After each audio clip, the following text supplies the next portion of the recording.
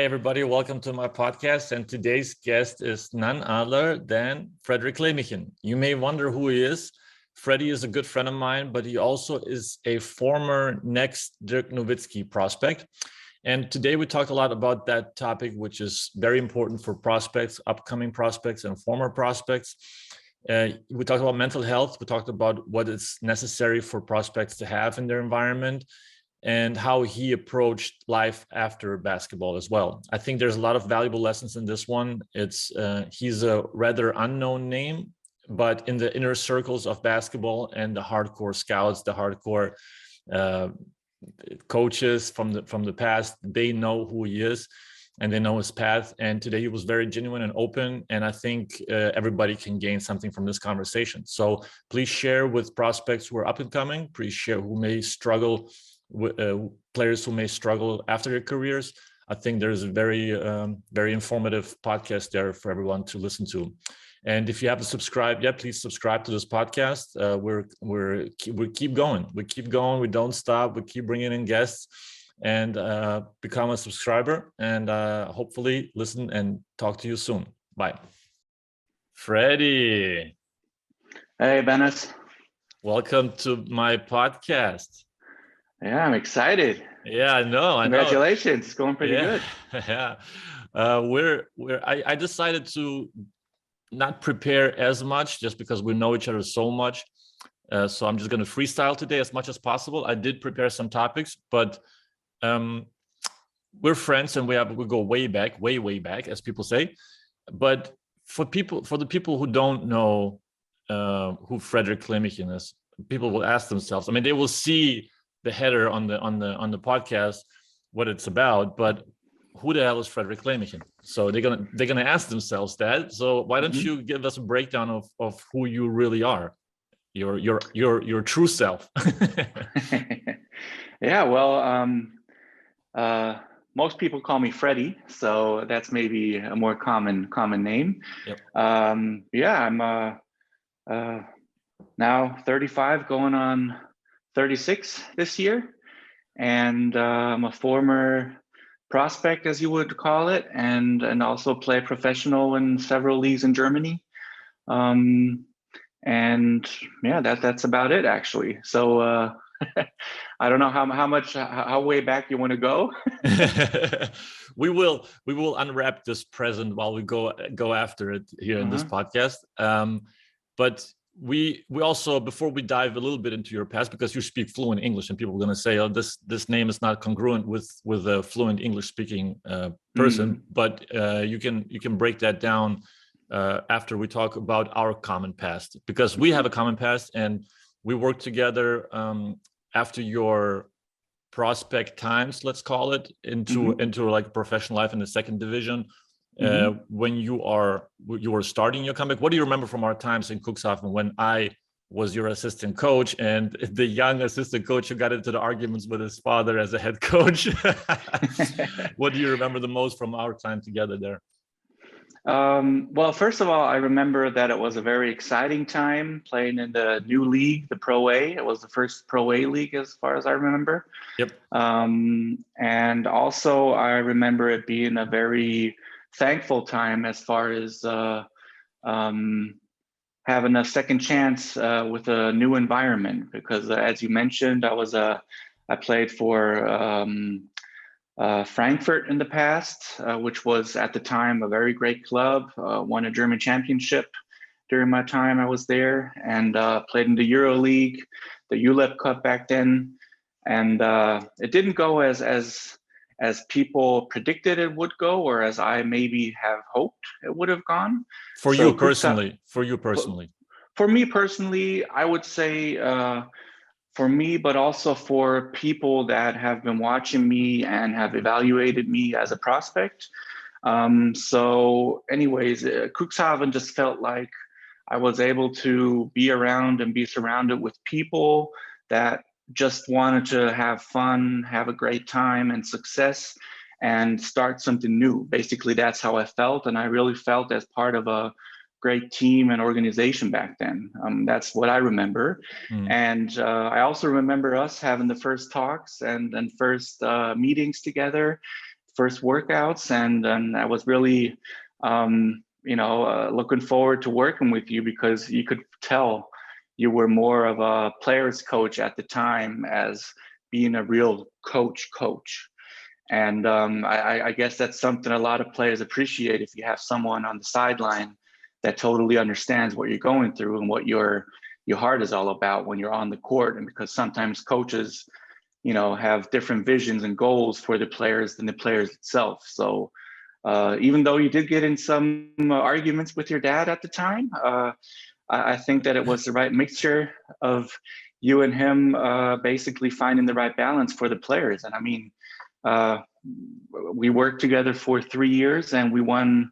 We didn't win the league, which was a bummer, but we still finished second, and we were officially moving up to the first league in 3 years, twice.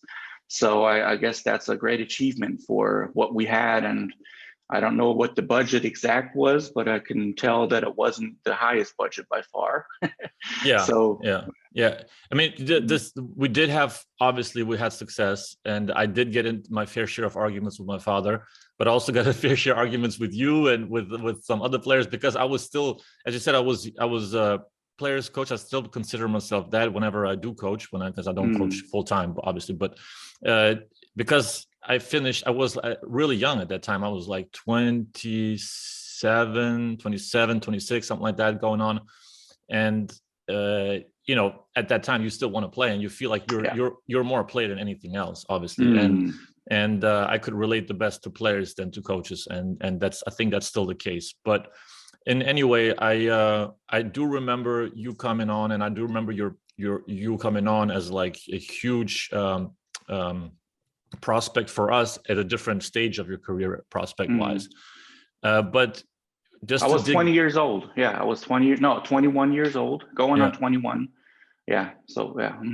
And it's like you already had experienced so much at the age of 21, where you actually were thinking already more like a veteran because of what you went through at an early stage. So digging into your past, we can go into a little bit of your time in Bremerhaven before, because your father is American, your mother is German. You speak fluent English, obviously. And at some point of your career, when you were growing up in Bremerhaven, you did gain more attention. Do you remember the time whenever it first started happening, as in terms of like, this guy is the real deal and the next star in the rising? Yeah, I mean, I'm 6'11", so I'm tall.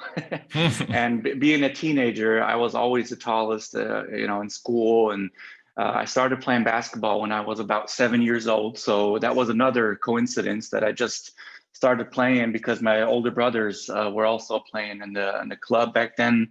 And street ball was like the thing that was kind of popular at the time. So I was lucky enough to be tall, but also be like starting playing basketball at a young age. And we had a lot of, in the youth back then, we had a lot of,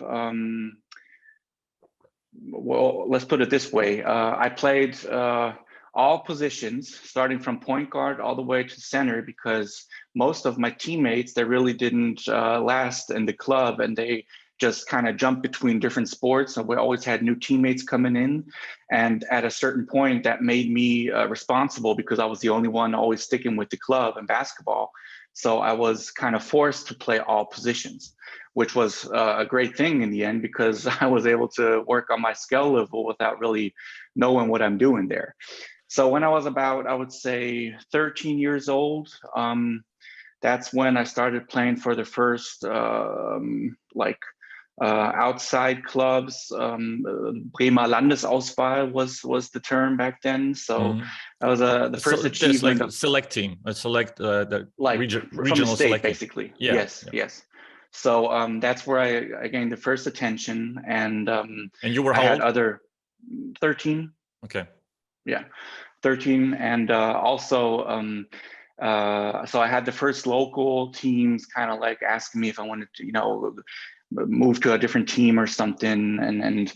And also Bremerhaven, the club at the time, they were very ambitious as far as they found some sponsors that were also very, I would say, looking forward to having a professional team in Bremerhaven. So it just fell in place at the time for me. And I think the club played in the second division back then. And then they hired a Lithuanian coach and who was able to actually move up with the team to the first league, although that was 1 year after I left the club.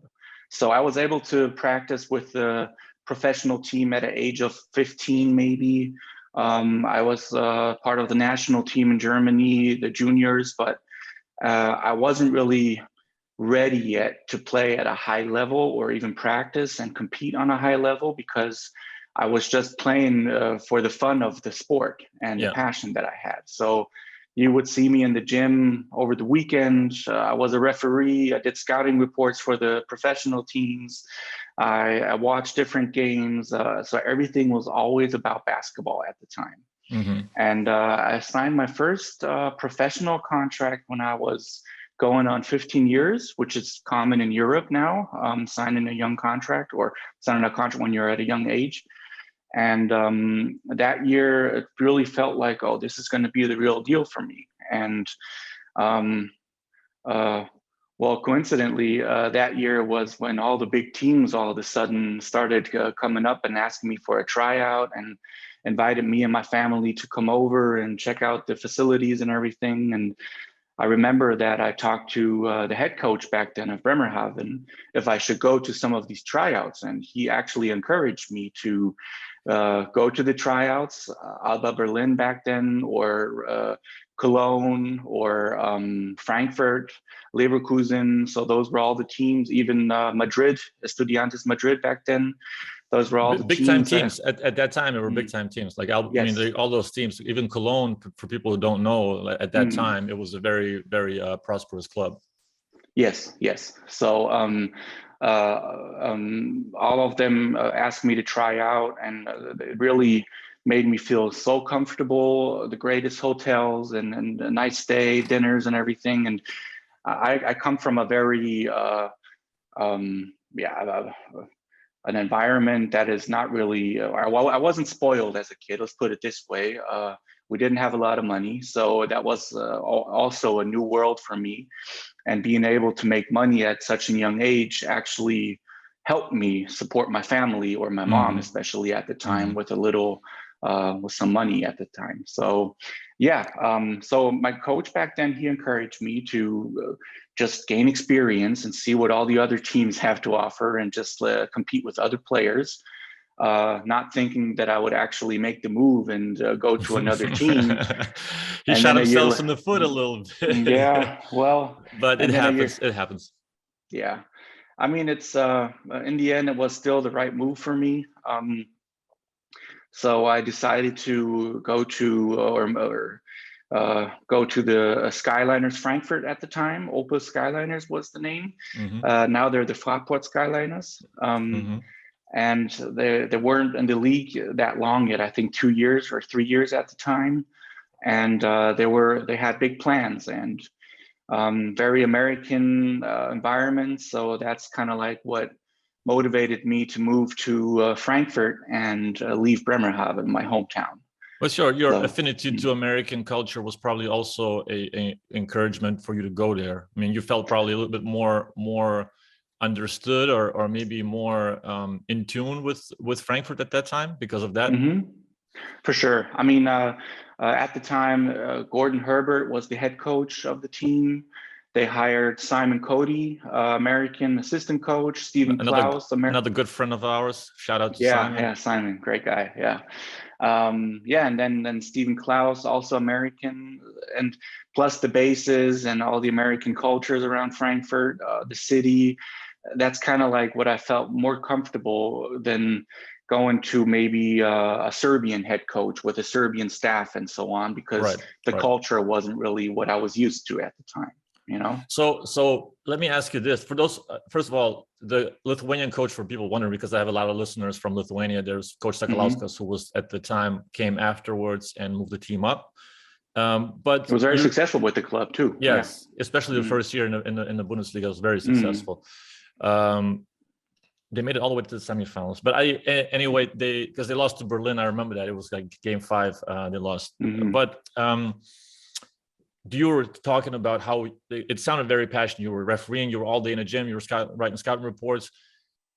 Then you could feel that you were getting more attention. You were getting more invites and offers. And then, do you remember a moment where it went from passion to non-passion or to work? Was there a moment within that time span of your first years as a primetime prospect? Before we go into the next Dirk Nowitzki topic, I wanted to talk about that, because it sounded like there was it went from clearly pure passion to non-passion, let's call it. Well, so let's put it this way. In Bremerhaven, my hometown, I was able to just keep doing what I've been doing all my childhood, play basketball and be surrounded by basketball people, and also make money. So that was great. And I was so gifted and talented, and I can say this really with confidence, because I would say all of Europe and even NBA scouts, they confirmed that that I was skilled and there was a lot of talent in me. Absolutely. Because at the time, having a not a 7-footer, but 6'11", 7-footer who can actually dribble, shoot, that was a rare thing at the time, and play with the face towards the basket instead of being the typical big guy, that was something that I just saw as a gift, where I would make money through my passion. Then when I signed the next contract with the Skyliners at the time, I guess it really wouldn't have made a difference with what club I would have signed. It just felt like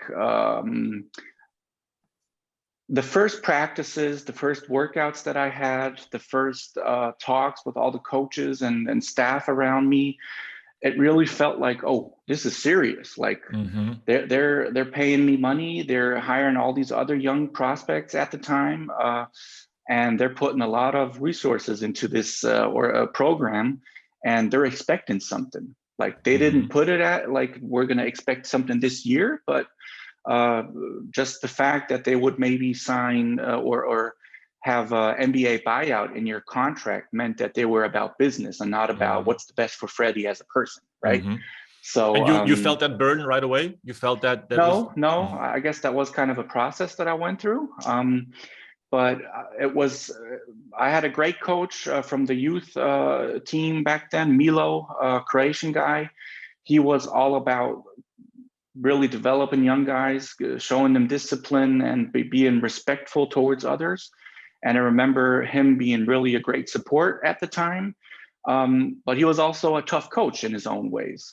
So, and I wasn't used to that, having someone that was, or having coaches all around me that just saw me as one guy out of a lot of other players. And well, I would say the first year, I was 16 at the time, felt like we're going to school, you practice twice a day, you got maybe 2, sometimes 3 games a weekend.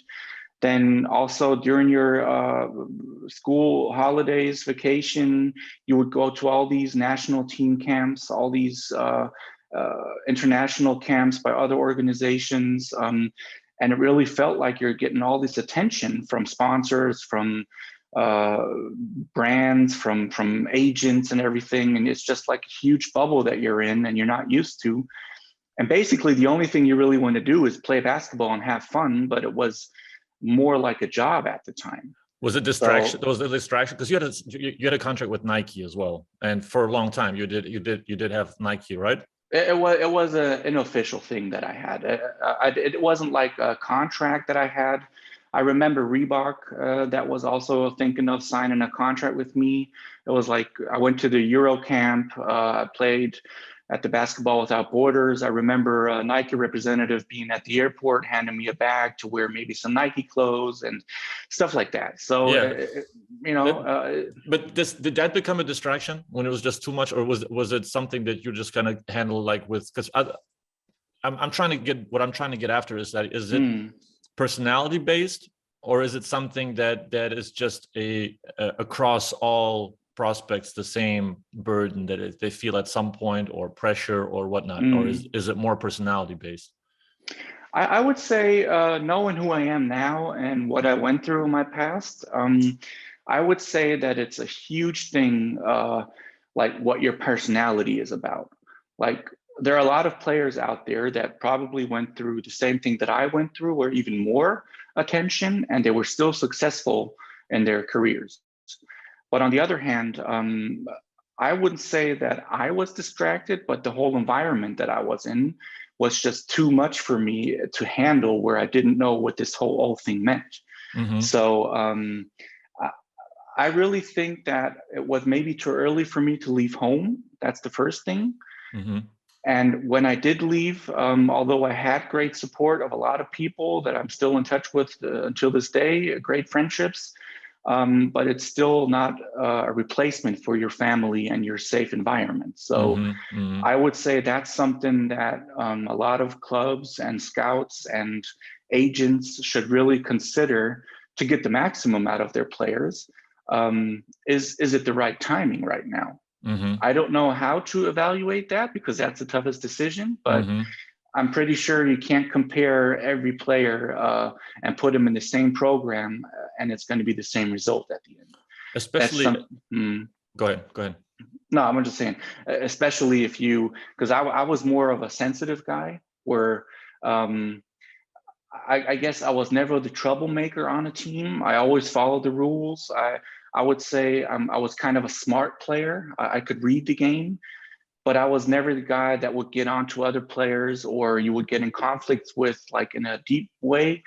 It was more that I just didn't feel the fire that it really took to get to the next level at the time. And that's something, because I was probably busy not realizing that, you're not going to meet your other friends that have nothing to do with basketball, or having success on the paper might not necessarily mean that you're successful on the court or in long term, right? So that's just something I realized in the end, that I was just not made or fit to work in a professional sports environment. And maybe we're going to talk about it, maybe not, but looking at who I am today, I've proven myself that I'm able to actually fight through a lot of things. And I finished my master's degree, although back then during my career time, nobody would have thought that I would actually finish with a real school degree or high school diploma or anything. Because I was really a big failure in school. So I finished with my master's degree. I worked my way up, and now I'm I'm a COO of a little agency here in Hamburg, and we have a team of 12 people, and I'm very, very proud of what I've accomplished. And I've proven myself that in the right environment and doing something that I really want to do and not other people expect me to do, I am capable of doing great things, and it's just, basketball is still my passion, and it always will be, but on a different level, I guess. Yeah, we'll talk more about that life after basketball. But before we do get to that, and on the like your timeline, do you think when you were talking about now that your personality and the timing was not conducive with the environment you went to be successful, do you think that things would have turned out differently and you would have had that developed that fire and got that fire that is necessary to be successful if you would have went later and left home later as a developed personality, and then had more success or more of a longer basketball career at a higher level if you would have had more mature personality to leave that environment and go into a more professional environment? Or it would have been the same either way, and you would have, I mean, it's hard to say if you would have been here anyways, but do you think you would have been successful as a basketball player if you would have left as a developed person? To be honest, I don't think so. Mm-hmm. Good. I mean, that's honestly, you feel it inside more than anybody else. Yeah, just because I know who I am and I know what, like, when am I motivated? When am I ready to actually go the 120% that it takes to achieve something? And I'm really pretty sure that I would have been more comfortable in Bremerhaven, and I would have been the newcomer superstar, maybe not, I don't know. But in the end, I wouldn't have probably not worked any different and harder than I did at a different place. Maybe I would have avoided other struggles. Mm-hmm. For example, being torn out of your environment, your family, your surroundings. But at the same time, I wouldn't have met a lot of people and inspiring people that would have maybe opened new perspectives at a lot of different things. Mm-hmm. Yeah, like going to Frankfurt at a young age, and then taking yourself out of the environment. It's like a tornado inside of you that you're gonna have that you had to deal with. But do you remember the first time that you got this next Dirk Nowitzki tag? Because as you said earlier, there was other players that were successful, that had a career, but it was like Dirk Nowitzki's draft was 98, and I think you signed like in 2003, maybe 2003, 2002. Okay, so it was really close to each other, and it was like this big Dirk Nowitzki era coming up, right? I mean, and it was attention. Do you remember the first time that you received this tag? Because there was also, as we talked before, it was Tim Olbrecht and Peter Fese, who actually got drafted as well. So, got drafted. But do you remember the first time you got this tag and how it made you feel? Yeah, actually, it was the first year I went to Frankfurt. I had articles written about me in basketball magazines, reporters calling, and even I remember as a 16-year-old having my first Regionalliga game in front of, I don't know, 500 people or so, and I scored maybe 20 points, but I also lost the game. Because coach said we're going to play zone, and I manned up. So that's part of being a young classic player, I guess. Yeah. But still, I remember a lot of people being in the stands that were just curious. Who is this guy? Like, who is Fredrick Kleemichen that everyone's talking about? And that year, I had photo shootings. I would say the year 2002, 2003 was where I really got connected with Nowitzki in a big deal. Mm-hmm. Yeah. Mm-hmm. And do you feel like it made you? Was it an extra burden? Was that something that you clearly felt was a difference in your day-to-day interactions with people, and it opened up a different let's call it mind shifting experience, a little bit more different stratosphere? Mm-hmm. For sure. I would say on the one hand, I did feel, it's a professional basketball team that I played for. So obviously their expectation is they want to, develop me to the best player possibly. So they would be successful and maybe even, make money. Yeah, of course. Yeah. So that was the one thing. So I felt like, I gotta pay them back in a certain way. Like they're paying for my apartment, not a car at the time because I was too young, but I even had a driver back then that drove me to school and picked me up. And so everything that was basically paid for, that's the first burden, because I'm just a very thoughtful person in a way that I do think about a lot of things, even when I go to bed until this day. Yeah, but also, when I played in lower leagues, being with the farm teams that Frankfurt had at the time, no matter what league it was, it could be the fifth league, the second league, the third league, whatever it was, I felt like everyone is watching me and they expect the greatest things from me on the court. maybe even without them thinking that. It's just what my personal belief was, that even when I would warm up, people would, stare at me and look at me. So I felt like I really got to prove all these people what they're expecting from me. And this is something that would have maybe helped me, that being maybe not on the radar as much, because I know a lot of players that were like not even known at the time yet, and have become national team players afterwards, because they were just like not as talented as a young age yet. And I was probably too young and too many teams, because at the time Germany didn't have as many prospects as they have now. So I would say it was just a mixture of expectations that people did actually write in articles and maybe say in meetings. Plus, I just felt like I need to prove all these people that they're right about what they're saying.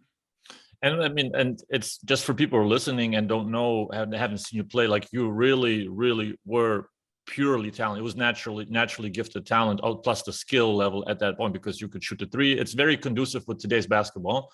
And at the age now 35, like you really could be still like towards the end of your career, be playing to an extent, I suppose. But you were shooting the three, you were passing the ball, you could dribble, like all you said. So I can only imagine NBA scouts looking at it, and the hardcore fans, hardcore scouts could still probably remember you from the big man camp, from Treviso, but let me ask you this, like, would you say it's the scout's job to now, with the mind that you have now, with the experience and reflecting, is it the scout's job to recognize that this guy, even though he's purely talented, that he doesn't have that extra drive that's needed? Is it even possible to recognize that, or to gather that information, or is it something that even that kid wouldn't know, that he doesn't have it? Right. So, I mean, you know better what a scout does on a day-to-day basis, but I'm pretty sure what his main job is to gain as much information of his environment, of his coaches, family, friends, if possible, other people that know him, just to get a good picture. So I would say that probably the teams and the coaches and the managers that are responsible for the kid, those should be the ones that the scout should trust the most, which I'm pretty sure they do at a certain point. So I would say it's more their job than the scout's job, because the job of a scout is to evaluate what he sees and what he hears. But is it even possible to recognize that this player doesn't have that edge? I mean, with some players you can see in certain situations that the edge is not there, and there's like not diving on the floor, not fighting, not having that fire in their eyes. But you did have fire in your eyes. You did also get into arguments, not only with me but also with the referees. So I mean, you did care for the game, and obviously you still care, because we're going to talk about it later, what you still do. But in terms of during that juvenile years, let's call it, teenager years, do you feel like it's unrecognizable, or is that something that because you didn't even know at that time that you didn't have it, right? You were so concerned about the external environment that you were just worried about meeting everybody's expectations, but you didn't know if you had that extra 10%, 5% that it takes. Well, I mean, let's put it this way. There's so much money involved nowadays in professional sports overall, not just basketball, but overall. And NBA teams, European top teams, they put so much resources into scouting, video analysis, having agents, consultants, whatever. And I'm pretty sure that maybe investing a tiny little bit of that money to find out, maybe through a personality test, a psychological test, maybe go more the scientific way from a different perspective, that maybe these aspects might even help to find the player that you're looking for, or the player that could be in that certain prospect. I don't, to be honest, I don't know how to find out, but I mean, looking at it from a regular job perspective, there are so many ways to find out if the person that you're trying to hire is the right person, as far as thinking logical, being emotional, being empathetic, being a team player, or maybe more a selfish guy. So I'm pretty sure in a scientific way, there are ways of finding out if a player has certain like characteristics that might actually that are needed in a professional sports way. I don't know how and what it could be, but I'm pretty sure there are ways to find that out. Yeah, and I'm not saying that you're going to be free of any failures or you're going to be right all the time, but at least you did your homework, you know? Yeah, there is some personality test, and maybe it's probably even more interesting to get a personality test that doesn't have to do with sports. It's just a regular personality test in terms of maybe there's a bigger database to take from to understand which direction this person is going, if this personality is suited for that environment, for a sports environment, if it's suited for a competitive environment or not. I think there's something that you can do. You just have to pick the right company that does it, that has the correct resources for that. But you mentioned environment, and you mentioned a little bit of the prospects surroundings. What do you think is necessary and the most important thing that you felt like maybe you were lacking at that time, or something that clubs have to really invest in as a club into the prospect to help the prospect flourish and feel safe? Is there something that you remember from that time? And not even the club, maybe there's an agent, or maybe from the agent side, maybe from the environment itself, from your family side, there's something that is really important and key for a prospect to have? Family is a very important thing that you mentioned. So I remember being in Frankfurt for roughly 4 years.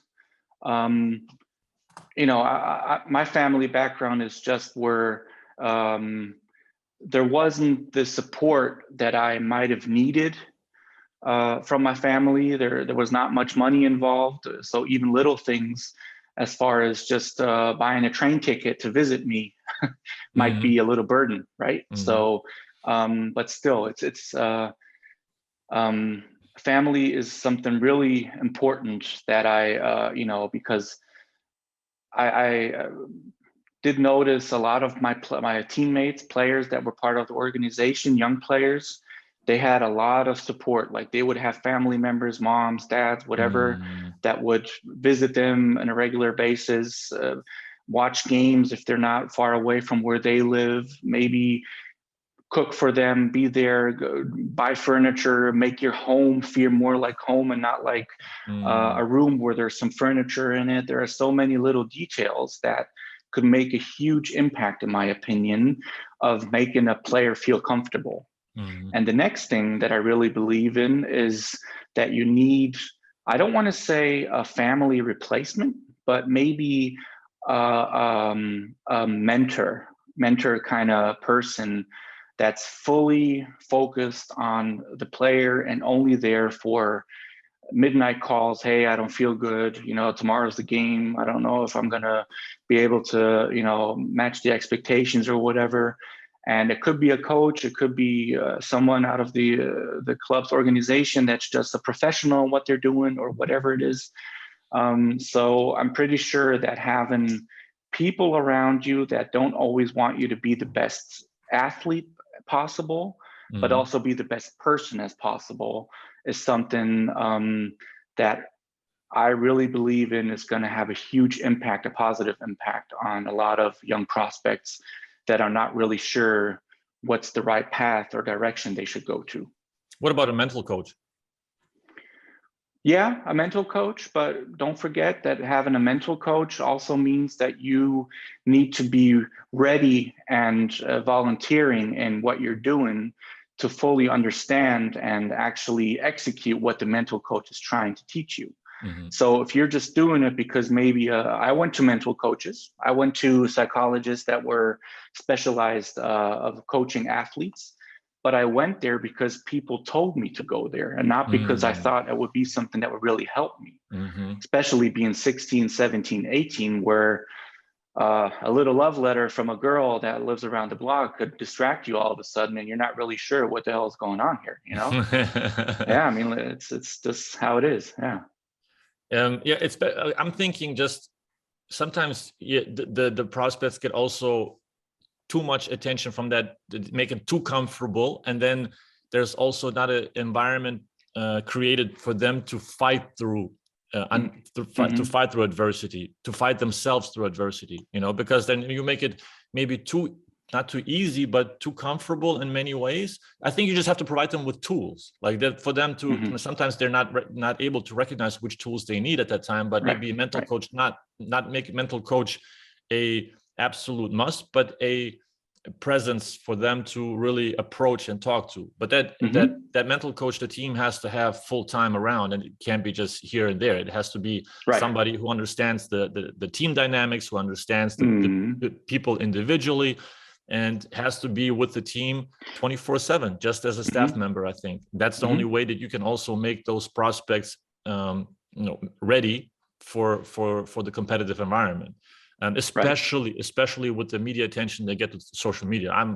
We talk about it a lot of times as well, with the social media aspect of how much attention the people get, just general people. I can't even imagine athletes. So you have to have that side voice that tells you this is real, this is not real, help you kind of fathom everything that's going on. Right. Plus, it needs to be someone that you trust, right? I mean, it's also, that's also something that I'm aware of. A person like you described, him or her, is a person that costs money and is going to take money away from hiring maybe a new assistant coach, individual coach, or player or whatever. So that's, of course, a luxury having a person like that on your staff. But if it's just now that we're talking and something, if we could make a wish, maybe that would be something that teams and clubs should look into a little more, Yeah. Plus, in the end, I'm pretty sure they would maybe not have 1 out of 10 players make it to the big leagues. Maybe they would have 2 out of 10 players. Plus, they would maybe have 4 out of these 10 that will be better persons and better people, and maybe have a different impact on your youth program, or maybe stick with the club or go to a different club and then, stick with the sport itself. So maybe there are other advantages out of that. Yeah. You have to, as a club, you have to give yourself a chance to be to give, like, just add a little percentage of a possible success to it, and then it may or may not happen, but at least you give you a little bit more percentages towards that. Right. I was also thinking, as you were talking about the attention and the life within a team in general with other prospects and the environment, do you feel like that, maybe not necessarily you, but you were there also with other prospects as well that were young, do you feel like in general when there is this point of a prospect's career, that there's this attention, this, like, it changes the personality and the perception of yourself to a degree? Like you start seeing yourself maybe in a different manner. And do you feel like it changed, like I said, not necessarily yours, but maybe also other prospects' relationship with the coaches, of being able not to receive criticism because they feel like they're special? Did that change a little bit of the dynamics between the prospect and the coach, or was that something that just develop with that person anyway? That's a good question. I would say that there's always a difference between now speaking in a professional term, the head coach or the coaching staff, because I would say most of the prospects would not be in a certain way cocky towards the head coach, because they're going to get the reaction they're not expecting pretty quick, I'm sure. So, but I do think that in your environment, so let's talk about maybe farm teams. So here you are coaching or practicing with the professional team, maybe getting your first minutes here and there, being around great players that may be borderline NBA, maybe even played in the NBA or EuroLeague, whatever. And now all of a sudden you're playing in the third league of a minor division in Germany. And then you're surrounded by regular guys that practice 2 or 3 times a week and just want to have fun.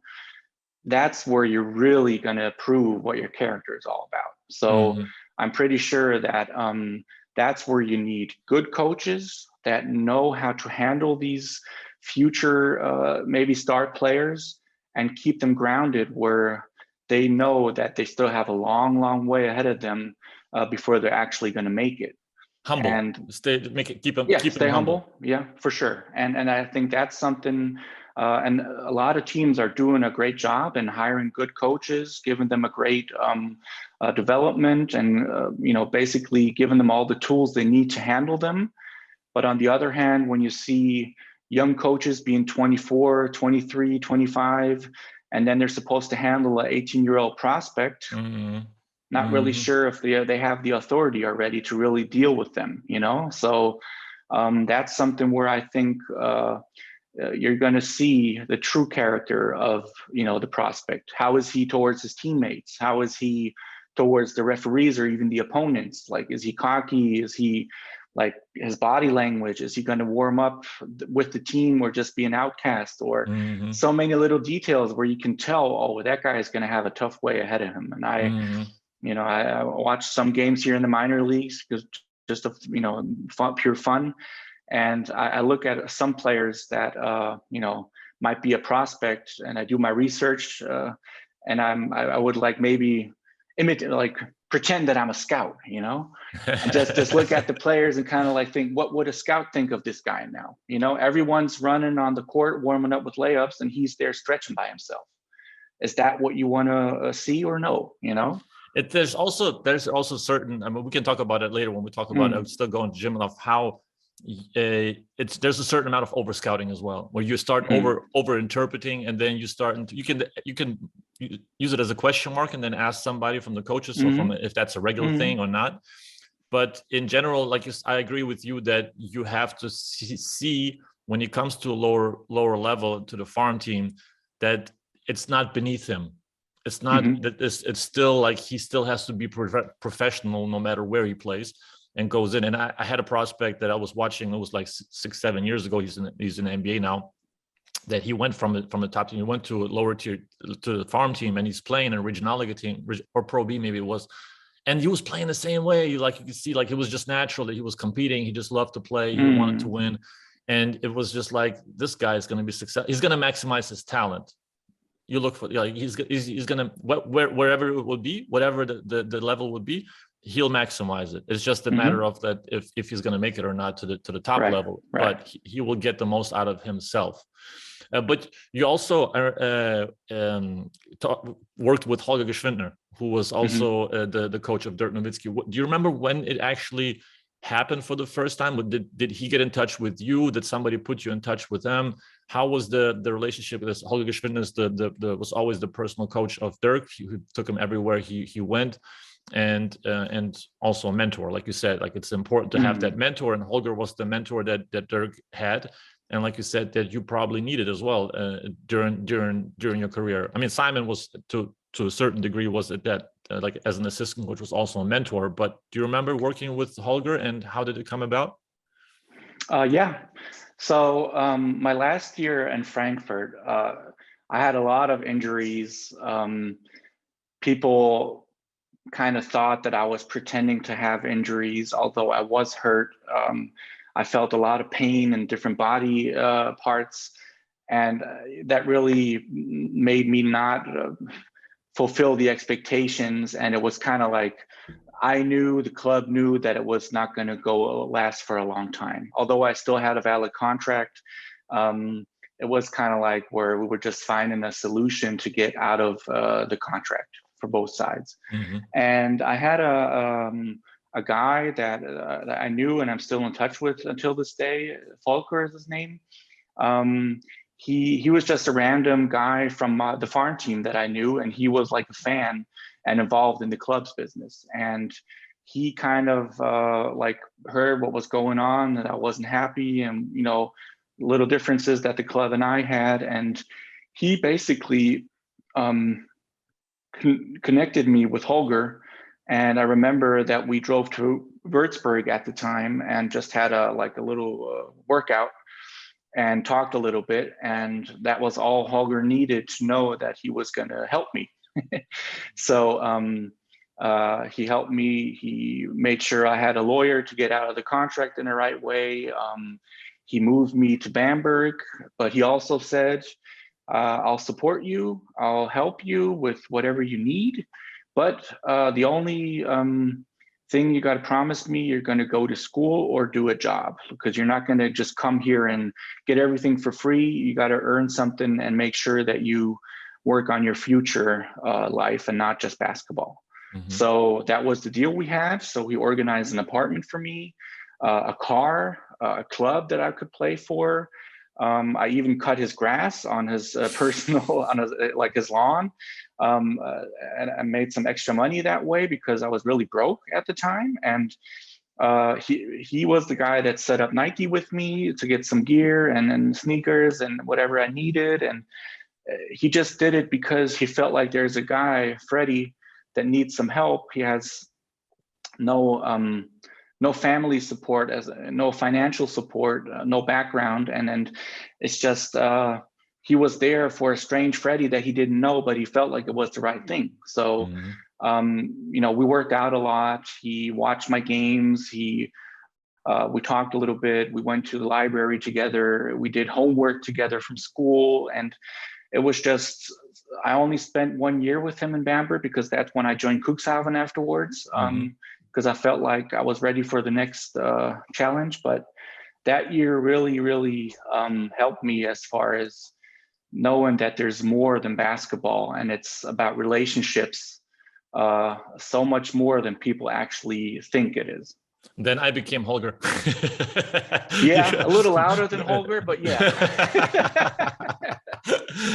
No, but you think Holger would have been there for your first year in Frankfurt and helped you, like let's say in that role, not like that would have been probably a much more guiding hand and guided you into the right direction and help you maybe squeeze a little bit more out of it, right? It's like this, it seems like a figure and a personality wise, and has the right, has integrity, but has the right value system to implement that into a prospect. I think that's what a mentor needs to have, and that's what talent or prospects and with that attention expect or should have around them. Right. Well, so now you just use the term squeeze, and I'm pretty sure that's exactly what Holger never did. Where he would not try to make you the best possible basketball player. If it's going to happen, it's going to happen. If you need support, he'll support you. But he would not be the guy that would give you the feeling of, well, I did all this for you, you better pay back in a certain way. So he just did it because he was a great guy. That's really how I see him until this day. Naturally. Right. And I'm pretty sure that my game, however, I mean, I still do some workouts, some of his stuff that he used to do, although they're very old school now, but still, even back then, I remember a lot of coaches, a lot of teams, they didn't really appreciate what Holger did because he was against the mainstream. And he coached so many NBA players individually, and teams hire him to do some workouts and maybe have a new perspective. And German teams, some at a certain point realized that, you can't always go with the flow to be successful. And so I'm sure a mentor like Holger would have helped me a lot develop, because there would be someone that gave you the feeling of understanding what you're going through without really talking about it. And because he's not known for, being the small talk guy, he would just go straight to work kind of, so there weren't too many deep talk moments that I had, like maybe we would have had or so. But he would still, his whole personality and the way he just appears is just, okay, he knows what I'm going through right now, and it's something really empathetic, yes. And also, I mean, he's a former national team captain, and he participated, I think, at the Olympic Games or so. I'm not sure. So he knows what it takes to be a basketball player. Plus, he's a academic and he's a scientist. So he knows what he's talking about. Yeah, he's got a lot of tools in his box. So for sure, yeah, for sure. So when was the final straw? Because you were dabbling, you were from Frankfurt, and you played in second division, Regionalliga. You stopped playing. You went back to ProA.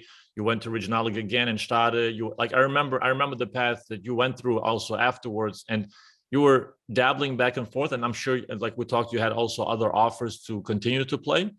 But what was the final straw when you said, I have to move on, I have to start a new life off the court, and which you did, and which we're going to talk about now, also the success that you found off the court in terms of earning a bachelor's degree, earning a master's degree, finding your way in a different job world, like that you have, like in the open job market, you make yourself a name in that company.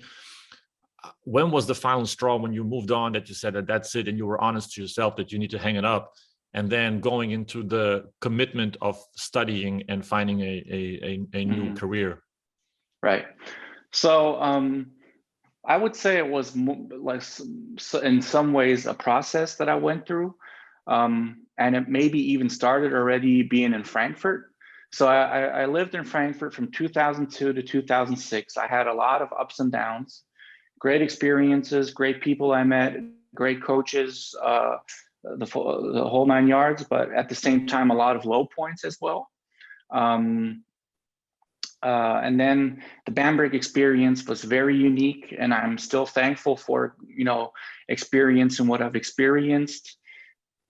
And even then, when I moved to Cuxhaven, it felt like, okay, maybe this is the right environment. And I made the decision to go to a ProA team instead of a BBL team at the time, because I had offers, but I denied them because I would just, be the 8th, 9th, 10th guy, maybe a practice player. And I was aware of that. And I really never made me better than I am. It's just, I would have made more money too. It's just, I wanted to play. I wanted to play, and I wanted to be part of a team and not be a standout anymore. I wanted to have my role and do what I'm told to do, and do that, and maybe even overachieve that. I don't know. You just wanted to fit in. You didn't. You just wanted to fit in. Mm-hmm. For sure. And also being at the time 21 years old, that was a certain age where you might still be a prospect, but you're more towards a professional player now. And, the first year we had, I was very happy of, what we achieved. We finished second in the league. We made it very far in the cup game, beating, I think, Göttingen and Leverkusen in the cup. We were top teams in the BBL. And, I remember I played well those games because those were the kind of players that I really liked playing against, that were more organized. But that year also showed me, and I got a pay raise. I signed a new 2-year contract. And I would say that gap, the summer that we had, kind of like gave me too much security for the next 2 years, where I felt like, I got 2 years for sure in my contract. And also in my private life, I met my now wife, Saskia, who was also planning her future. And to be honest, I really didn't have any alternatives or any other options than playing basketball, because I had the lowest possible school degree in Germany, the Hauptschule. And basically finding a job that's going to be above minimum wage is tough with that school degree. It's just the fact. And playing basketball always opened doors that I would never dream of before. So I would say the mixture of meeting my now wife and other people that were maybe part of her family, new friends, that really opened new perspectives as far as, why don't you go back to school? Well, go back to school for a third time now and fail again and just prove that I'm a waste. That's something really you got to ask yourself at a certain point. And I really saw me only going that way if I would not have the burden of being with a professional team anymore, and full focus. But at the same time, I needed money. And that's when I decided to go to the Regionalliga team. It wasn't really, I could have made more money in the same league at a different team, I'm pretty sure, but I just wanted to fit in somewhere and be, in a good environment, have a coach that believes in me, which was the deal with Matthias back then. He was a great coach.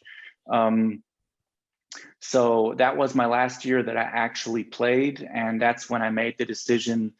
I'm really doing this because I don't know anything else to do, you know? So that's when I made the decision, I gotta make a cut here and start all over and just, you know, go, now it's all or nothing kind of that attitude. And that's when I started going to university, and I also started working my first part-time jobs that were not basketball related. And yeah, so that's when everything started, and it felt very, very good. And also it was a huge relief getting rid of that pressure of, you know, what I mentioned earlier. I have to prove something to someone. You know, playing in the Regionalliga, you would always have the little booklets of the teams, and it would say former standout Fredrick Kleemichen, NBA prospect, blah blah blah, whatever. And it was like, oh come on, like you can't even go to an East German team now and you know, just play. They got to talk about your past again. And I just didn't want to read all these things anymore, and I just wanted to be one out of you know, many.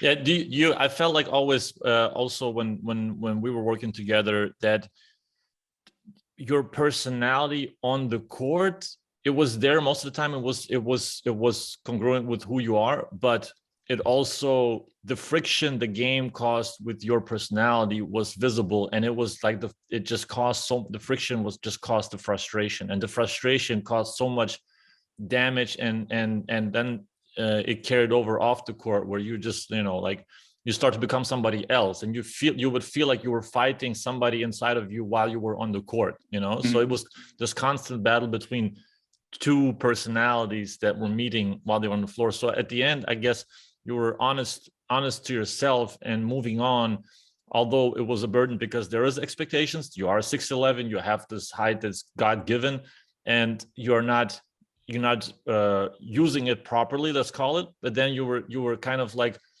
making a cut and completely focusing on education and a new career, and forgetting everything, not forgetting, but putting it aside.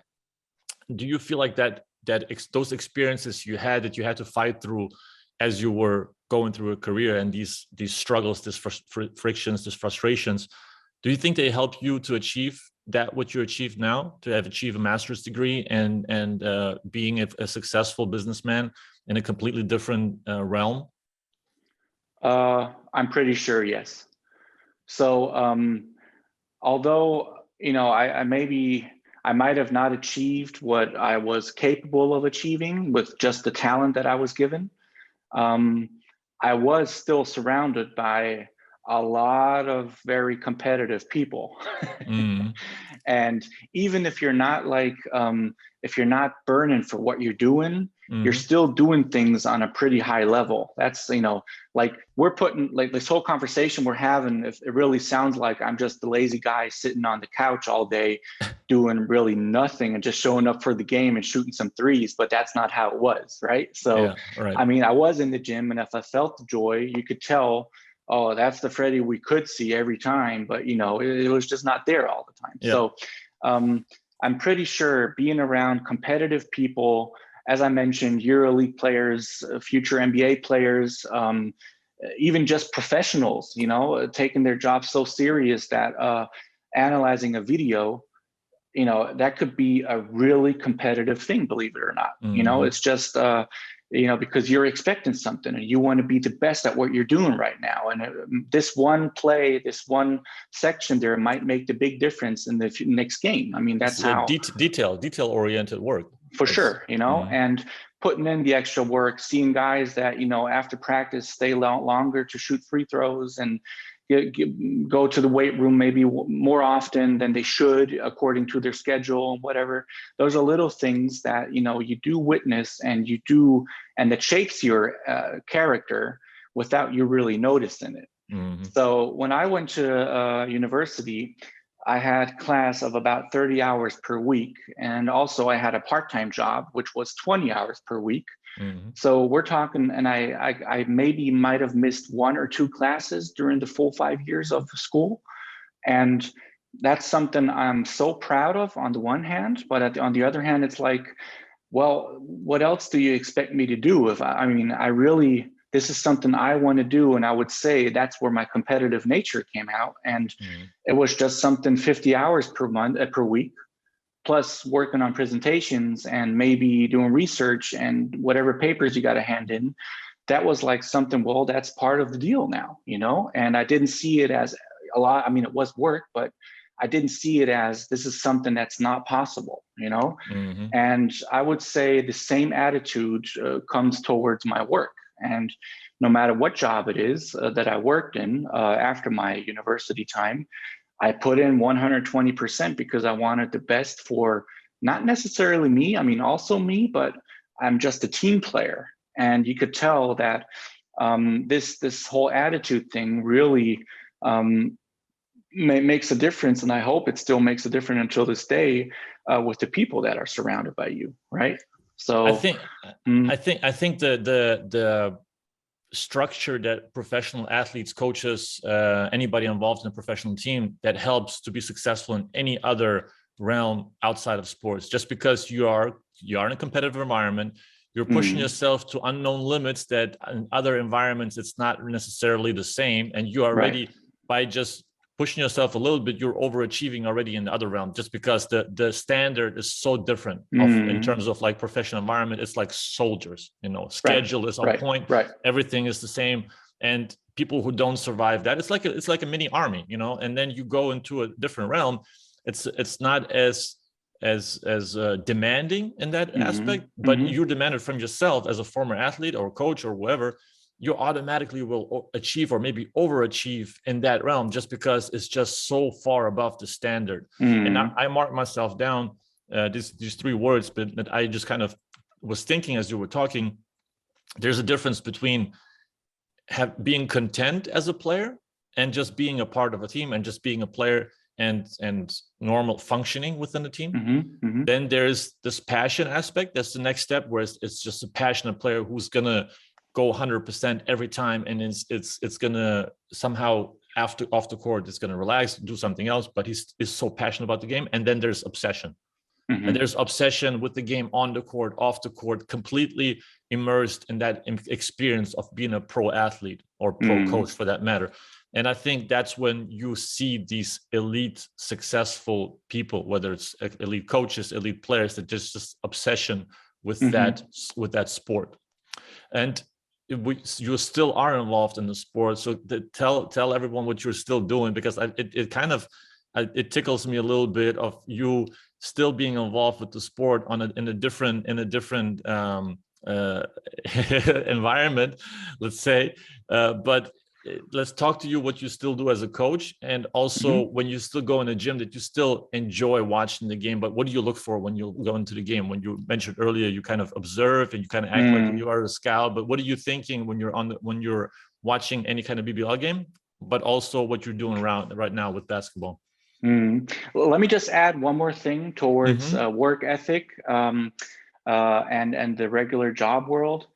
I'm pretty sure that what also made the big difference in my now daily business that I'm doing is that I'm very grateful for doing something that I'm passionate about and I enjoy doing it. So the basketball time, I would say it's something that people kind of, I don't want to blame other people for what my decisions were, but I think you get the point of what I'm trying to say. Other people kind of told me what's the right thing to do.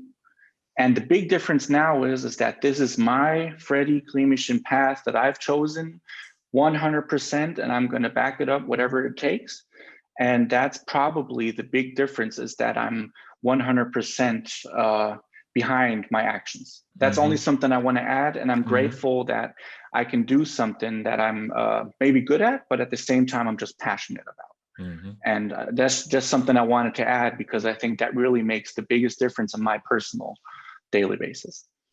So yeah, I mean, I'm still involved with basketball, and after I decided not to play anymore, I was always involved with youth teams, even when I was still active as a player, because I really love being around young players and just being a coach, actually, just for the fun factor of it. And so after coaching men's young boys, I decided to Switch gears a little bit. A little bit, yeah. I started coaching a women's team here in Hamburg, and it was a coincidence because one of my former teammates, his sister, who is coincidentally the wife of my boss, they were looking for a new head coach because their coach left the team or whatever. And I said, well, why not? Why not give it a try? I mean, I never really watched any women's games or paid any attention to it. So I went there without knowing what's gonna, what Freddie and women's basketball kind of match. And what I did realize is that it's actually not about the gender. It's more about, are you involved with basketball? What really, what I really love about the whole thing. And the players that I've coached so far, I've been sticking with the team for the last, 4 years, maybe now, 5 years. They really give me so much energy and positive feedback in their own ways of just being loyal to the team, being there at practices, giving 100%, listening to me, kind of like trusting me. That's something I really appreciate, when they trust me. And something I learned about myself is that everything that we've been talking about today is something that I try to live on the court as well, where you're never going to see me yell at players. You're never going to see me punish them during practices like the old Coach Carter style head coaches that would just let you run the whole practice. And I really try to create practices where there is a fun environment, but at the same time, the intensity gets to the max. So that's kind of like what I learned over these last years, being involved with so many great players who were former professional players, even, in the women's era, but also just regular hobby players who just enjoy being around a high intensity basketball team. And I had a lot of people come up to me and ask me if I don't want to coach a different team, men's team. Freddie, why are you with the women's team? You could coach maybe a men's team or something. But I turned all the offers down. And we're not talking about big money here. It's more about, what your personal hobby. It's but I'm just happy the way it is. I practice twice a week. We got our game towards the weekends, and we're playing for a championship now again. And it's just something that's enough for me to be involved with basketball and not giving up my passion, but also being able to give something back as far as what I believe in. And when I watch games, I would say, I'm not as detailed as maybe you are in your daily business. I mean, obviously not, because that's your job, but I would just try to see games from a different perspective. And I guess my experience as a player, which you can't really relate to because men's basketball is somewhat different to women's basketball. But still, in the end, it's about, scoring more than the other opponent and playing defense. So, but still, that's why I hope, and I think that's what the players appreciate of my coaching style. Yeah. Do you remember the movie Love and Basketball? Yeah, for sure. It's a little bit different. Obviously, I'm trying to find a good finishing note on our conversation, because a lot of times ex-players or ex-prospects, probably especially, have such a disappointment in basketball, and then they don't want to have anything to do with it anymore after they leave. Just kind of leave it away, even though it was like a love-hate relationship during that time.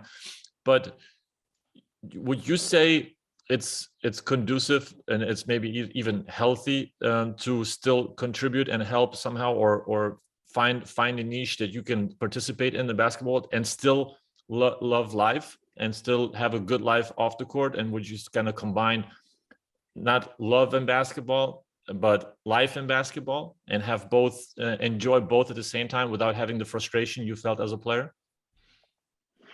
I'm pretty sure. I mean, this is something that every person needs to, answer themselves and really be honest, I guess. But am I looking at my personal situation now, I can say that everything that I experienced, highs and lows, have basically shaped me the way I am today.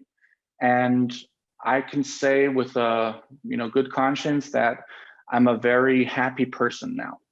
And I would probably, maybe I wouldn't like necessarily go the same way that, or go through the same experiences that I've gone through, because there were some very tough parts of my life, just being mentally very challenged. But at the same time, I would say it is what it is, and that's it just makes you tougher in a certain way, and also gives you different perspectives on negative sides. So I would say basketball gives me the balance I need from my daily work pressure that I'm feeling, so I can actually have experience joy and just be around people that love what they're doing. It's kind of the opposite of what it was. Like now you're using basketball to decompress, whereas you used to use life to decompress from basketball. So that's kind of it's I think it's a good finishing statement of yourself to have to use basketball at the end of the day to decompress from regular life and to be honest to yourself in order to move on to your next stage of your life. For sure, yeah.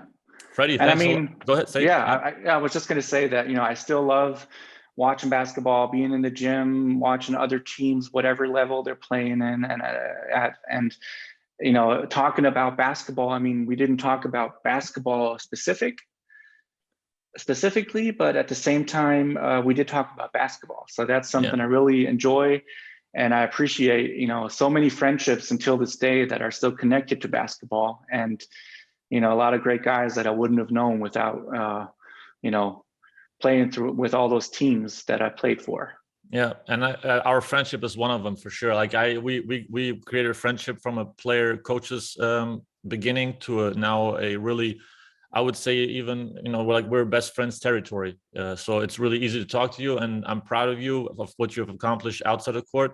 You really came a long way, knowing from where you came from, and I know more about you than the listeners do. So it's really you're a prime example of former athletes still finding their ways off the court and still finding a happy life, happy equilibrium off the court. So you're a good example. Thanks for joining. Thanks for coming in. And you did your friend's duties today. Thanks a lot. Thanks, Dennis. All right. Bye, everybody. Thanks for listening.